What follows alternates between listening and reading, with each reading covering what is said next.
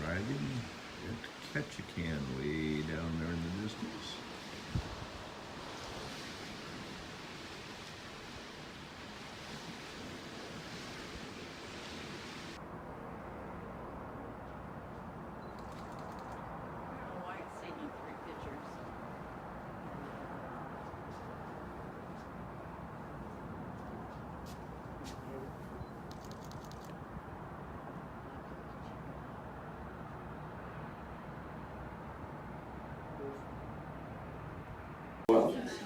So at risk, 45 degrees out there, but with the sun coming up, it should be heating up. But a beautiful day, almost no wind at all.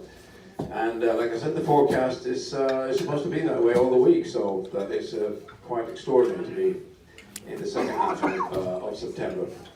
Well, Ketchikan is the southernmost city in Alaska, and just 8,000 citizens is still the 5th most populous city in the state, which is a bit about how wild and scarcely populated Alaska really is.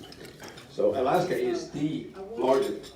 Yeah, I wanted to check on something. Awesome. Now those of you who've seen this show, I mean, you saw the Aleutian Ballad, the boat here, season 2, got hit by that roadway back to one side. You saw that? You're on board that boat today. Isn't that crazy? It was wild. You're here. You're on it. It's all on TV. So one of the questions we get every day on board the Aleutian Ballad is, why in the heck would somebody take a perfectly good crab boat that we watch on a television show and turn it into a tour boat? You're wondering that, aren't you? Yeah, well, I'm going to give you a Reader's Digest version of how that all came about. Crew's going to show up and I introduce, but we will get going.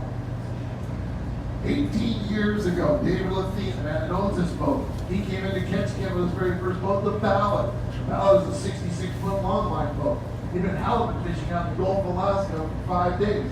And in those 5 days, he caught 70,000 pounds of halibut out there. They came into one of the canneries here to unload those fish so they could put them fresh all over the United States.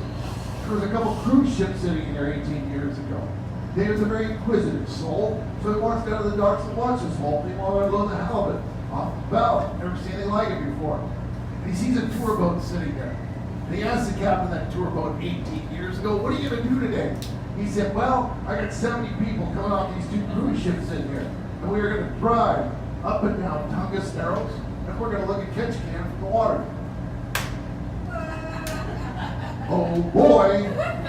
No, really, what are you going to do? He said, that's what we're going to do. He thought, my goodness, these folks have come all the way to Alaska to see Alaska. I'm pretty sure they saw Ketchikan coming out on that cruise ship when they came in to tie up. But I've been commercially fishing up there my whole adult life, and I know there's 10 times more stuff into that water. In fact, we're going to show these folks are coming to this magnificent state from Alaska.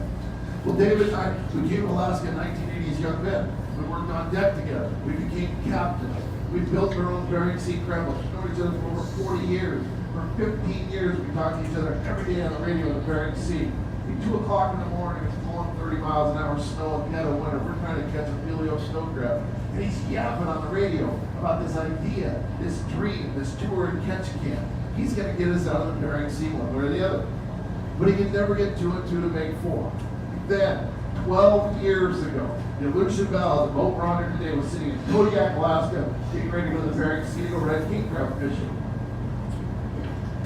Original Productions is the company that shoots the Deadliest Catch for Discovery Channel. They're the production team that shoot the show. They're out in Los Angeles. 12 years ago, they didn't have enough cameramen to put on all these different boats. They're trying to get this television show to just getting started. So they sent 2 guys in Kodiak with a big trunk full of cameras. And out of the blue, they approached the Aleutian Ballad this time to the dock and said, hey guys, we're from Discovery Channel. Here's some cameras. Here's how these things work. You take them out, you go fish that king crab season in the Bering Sea, get footage yourself fishing. We'll meet you in Dutch Harbor at the end of the season. We'll get the cameras from you in the film. Just try not to destroy our cameras. They're very expensive. Okay. Well, that king crab season lasted 5 days that year. The Aleutian Ballad had a great season. The whole fleet's headed back into Dutch Harbor to unload their catch. The Aleutian Ballad's one of them. They're headed across a place called Unimac Pass. And Scotty Templer, remember that name? Scotty took one of those cameras and he found at the center wheelhouse one of the Aleutian Ballad. And 3 minutes later, this boat was slammed into by a massive rogue wave. So if you saw that footage in season 2, if you haven't seen it, you're on board the boat and it's looping on a 3.5 mil galley. So you're going to get in there and see it. That's when David called me up. He said, Derek, that TV show is getting way more popular than I ever thought it was going to be. And they got an incredible shot of a massive rogue wave slamming into my boat. And it's going to be famous. We're taking it down to a shipyard, Gooseberry. We're gonna rip this thing down to a barrel. I'm gonna make my dream come true. We're gonna get the wheelhouse off this thing, put a brand new one on, build it up, put stadium seating on, and make it happen. Are you in? I said, sure, I gotta be. I've been yapping about it for 6 years. Like I said, David had other boats. He knew what it took to go to a shipyard to do these projects. He gave himself a 6-month timeline to do this project. That's a pretty aggressive timeline. Rip a boat apart and build it back up again. And he budgeted $800,000. Well, 9.5 months later, and at a cost of $2.6 million, the Aleutian Ballad was done. It went over budget just a smidgen.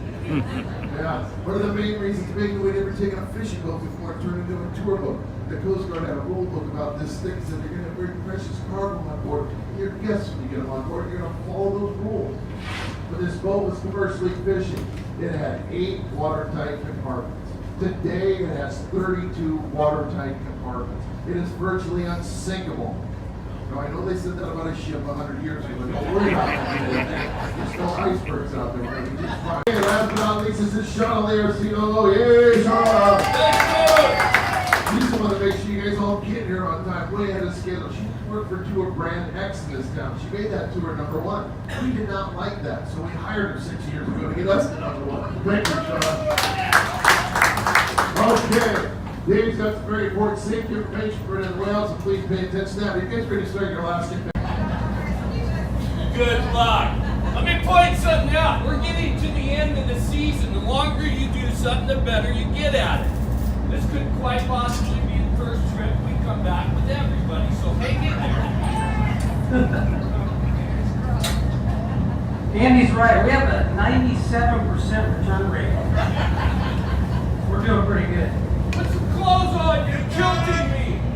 Have a great trip. You're kilting me, man. Put some clothes on. Yeah, we pay him to do that every time. I didn't hear that, but I'll send you anyway. I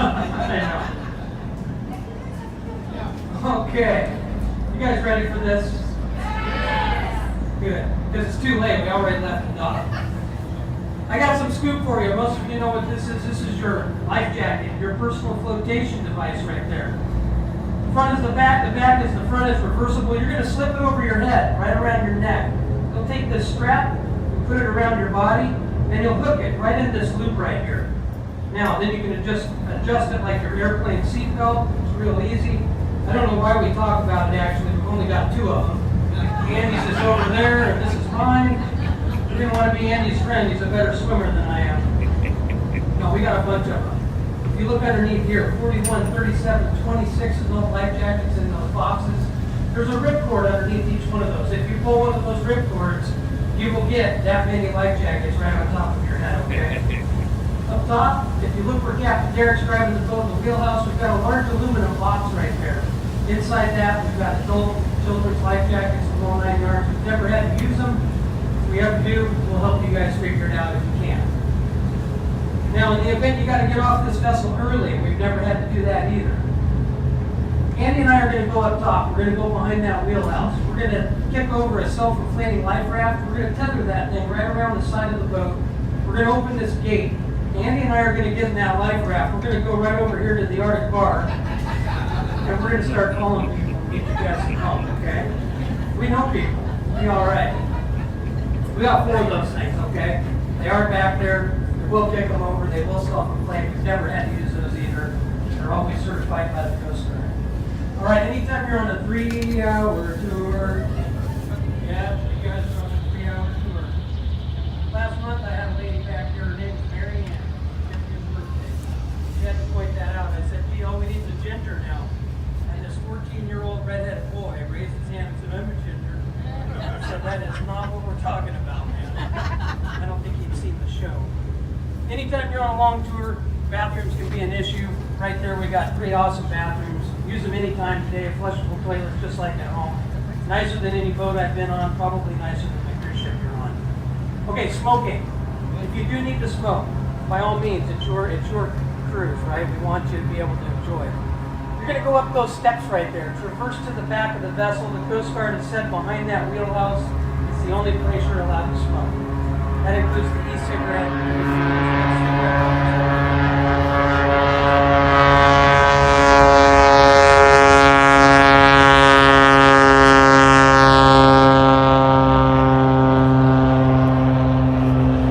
Okay, cell phone. I don't even have a camera. I use my cell phone for everything. I expect half of you are probably going to be that way. You know when you're at the movie theaters, you got that group of preteens in front of you that have iPhone 50s and they shouldn't have them yet. And they're making phone calls, texting, and doing all that.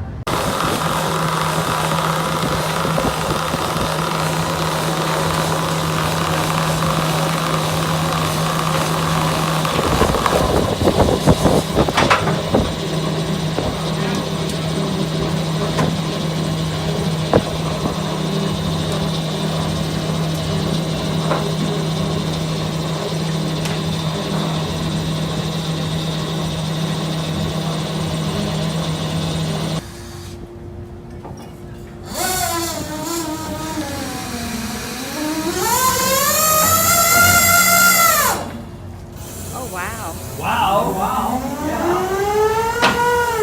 I'm just as surprised as you are. That's kind of a funny pot, isn't it? This is a cone pot or a dome pot. Why would we have them? Let's say you could fit 150 of those big king crab pots on a boat like this. With these guys, we'd swing it out over a box, leave it in that bridle. I'd pull this pucker strap, the whole bottom's going to release. Crab are going to fall out of there. We stack it off to the side. We do the same thing to the next one. Now we can stack them like cereal bowls in our kitchen cabinet. Maybe able to fit 400 of these on the deck of a boat. Now the way they work, you're going to hang bait around this tunnel here. The crab are going to smell that. They're going to come cruising up the side of the pot right there, and they're going to drop in, just like that, okay? Now, these are the box crab, B-O-X, like cardboard box. They're cousins to the king crab. There's almost no meat in them, about 5%. So we're not going to harvest these commercially. You're not going to see them. Why do we even have them? We think they're cool, and we want you to hold them. And that's what we're going to do today, okay? Oh yeah, you're getting one. There's no doubt. I see it. You're going to hold them like a peanut butter and jelly.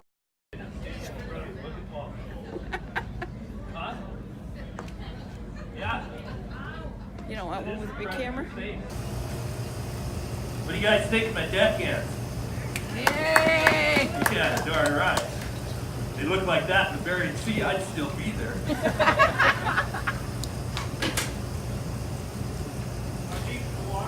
How deep's the water here? Probably about 382 feet. How deep is it, Cap? 382 feet. Wow. Yeah. Andy's going to get these things ready to go back over. While he does that, the gals and I are going to pass some of these. You say a dope can brother? Might be a hurricane. Yeah. You left it off, it's gonna get jacked and forward. Okay, we're back in the water, back in the water. What's it all about the water?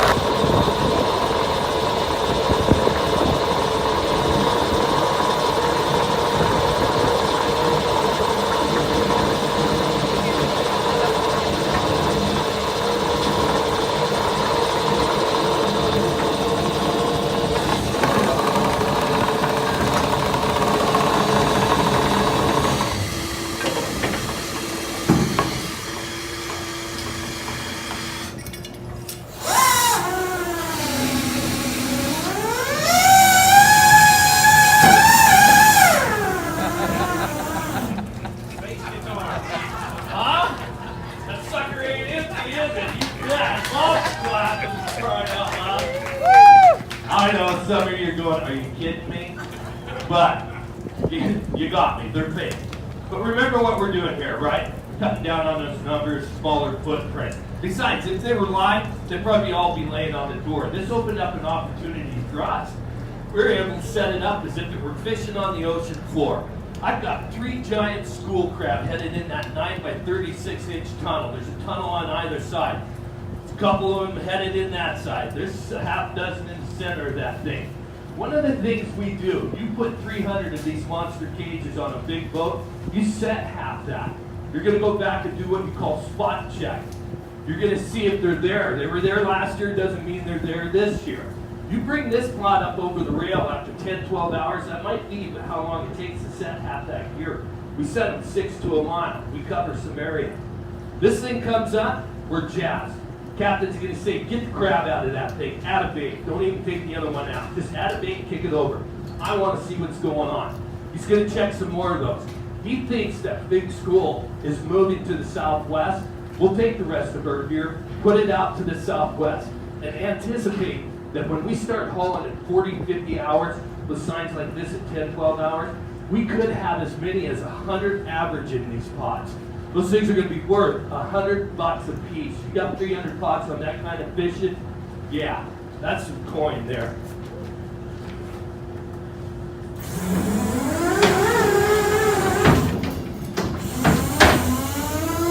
No reason not to pay your back taxes for back taxes. Okay, this pot here, referred to as a 6.5 wide. It's called that simply because it's 6.5 feet by 6.5 feet. It's 30 inches tall. They make them bigger, they make them smaller. There's a boat out there fishing 10 by things that weigh almost 1,200 pounds. I'll tell you, this is the workhorse of Bering Sea, and this is why. It is best proportional to the men handling it. You stand this up, there's a crossbar in that tunnel. It's going to hit your men right in the chest, right in those biceps. They're going to drive that thing to the back of the boat. We put the ones on deck by hand. We're faster than that crate. You get something that, I fished a boat with 8-bys. I'll just be perfectly honest. I fished a boat with 8-bys. You stand an 8-by up, that bar is up here. You have to put all that steel on this collarbone. It's the stupidest job I ever had. All right, coming down. See these hooks? Come up and grab that thing. They're going to help center that, lock it into place so the wave can't jerk it off there. Door up. Another kid, he's actually standing there waiting. He's already got that aluminum sorting table up underneath there. He's anticipating the next move of that hydro man, which is this. This is all happening very fast. I got to tell you, it's 12, 14-foot seas. It's blowing 30 miles an hour. That pot weighs 750 pounds. There's 30,000 pounds of energy running through this thing. You forget these two simple hooks. We've all seen it. Sleep deprivation is number one. Space it out. Things are with. You will stand that pot straight up and down. I won't do it. Even with those bars, it gives me the willies. That thing comes crashing down, busts the table, everything else. You do not run the hydraulics on a king crab boat as a greenhorn. The reason we put you over at those bait jars is so you can get acclimated to what's going on. That's the hot spot. You show promise, we'll have you start throwing the buoys. Why the buoys? Because they're going to be on the surface. You get tangled in those, we got a good chance to get you back. After showing some savvy over some long period of time, you may start throwing lines. You'll get broke in on the hydraulics. Hydraulics is the last thing you'll do. Have you ever been that close to a Bering Sea king crab pot double action? No? How cool is that? A little different than TV, huh? Oh, yeah. Kind of makes up for the fake crab. King crab, this 9 by 36 inch tunnel right here, it's all the way open. Big crab can get in there. Down front, we've got what's called escapement mesh. It's about that big. Female crab, which are typically smaller. Small males. Once they get in there and figure out there's nothing going on for them, they have the chance to escape. It helps sort the pot for us. Now, let's say we want to go for those Apelio or bear dive. We don't have to have a different set of gear. We just have a tanner board in here. We put that in place. It's a smaller opening. The small crab get in there. Then we're going to cover up this escapement mesh with this tanner panel. It's going to drop down. We'll zip tie it in place. Over on Andy's side, we're going to cut an 18-inch wide hole in the side of that pot. We're going to sew that back together with a cotton biodegradable line. That way, if this thing gets away from us, we don't want it to sit down there at the bottom fishing because we can't find it.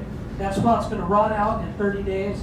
The crab can get out, and at that point, this thing just becomes a home for other animals. Thanks, Dave. So you guys have learned about the snow crab. You learned everything about king crab. You know how to rig the pot, go king crab fishing, switch it over to go snow. We're ready to go. It's that simple. Fishing 101. The buoy tags that are zip tied on here. Call them buoy tags because we have pot limits out there. Every year we'll let take so many limits for so many pots when we go out fishing.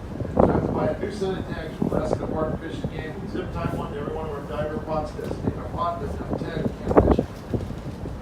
Deadliest catch. Bering Sea crab fishing statistically is not the deadliest crab fishery in the United States today. fishery that holds that distinction is Dungeness fishing on the west coast of the United States in Oregon, Washington, California. In the last 12 years, 7 men have died in the Bering Sea crab fisheries. I wish that number was 0. In the last 12 years, 22 men have lost their lives on the west coast of the United States in the Dungeness fishery in Oregon, Washington, California. I wish that number was 0. 3 winters ago, on the central Oregon coast, out of a port called Charleston, Oregon, 3 boats rolled over and sunk. Excuse me. In a matter of 3 weeks, 6 men lost their lives. It devastated that community. One of those men was the older brother of Captain Terry Barkley. He's the other captain who went to Aleutian Ballad in the summertime. He took one of our own buoy tanks. He wrote his brother's name on it and bring up the same time to cooperate. It inspired us to call up other fishermen and send us up a bunch of old tanks from here and out. We have one board of we have a board of we put there, there's more information on it. The girls out back in the calendar. I want to take one of these tags. To write somebody's name on it that inspired you to go to Alaska. Maybe somebody's never got make it to Alaska, but always wanted to. Maybe put just your family name on it. Each tour we sit time on the bottom. The next tour, they write with us for the rest of the summer. So that's what I can just say. Thank you, Captain. All right, let's get these guys back in the water. Don't want them to die. Yeah, we don't want I know. You know all species live out in the water the exact same amount of time.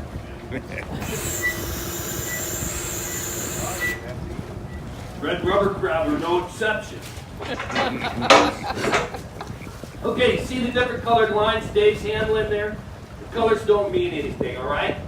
Stuff's made all over the world, different manufacturers, but there's 2 very distinct lines we use. One of them's a poly, designed to float. It's going to float up away from those steel bars so it doesn't chafe off in a storm. We put nylon line on the buoys so that sinks straight away from the buoys. There's a pair of 3408 cats in the basement of this thing pushing it around, 400 horse each. The amount of line that he's got here, if it was on the surface, we got it hooked in one of those wheels, it's enough to render this thing useless. So you've got to have that line slinky so he can get close enough that we can grapple it.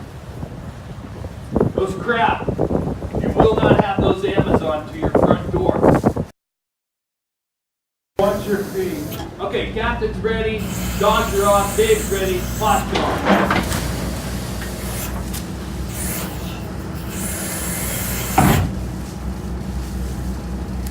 All right, hydros, Captain. And just like that, Bering Sea king crab pot. Pretty cool, huh? You're on a Bering Sea crab boat. I mean, there's no way we were going to take you to the Bering Sea. This is the real deal, guys. Does anybody know how far we are from the Bering Sea? 100 miles. 1,200 miles. It's actually straight west. All right? No further north, no further south. Straight west will get us to Dutch Harbor. Okay, how do you get paid on one of these? You're going to get paid a cruise share. Typical cruise share on a boat this size would be 5%, full share. Captain Derek takes us out, catches us $1 million worth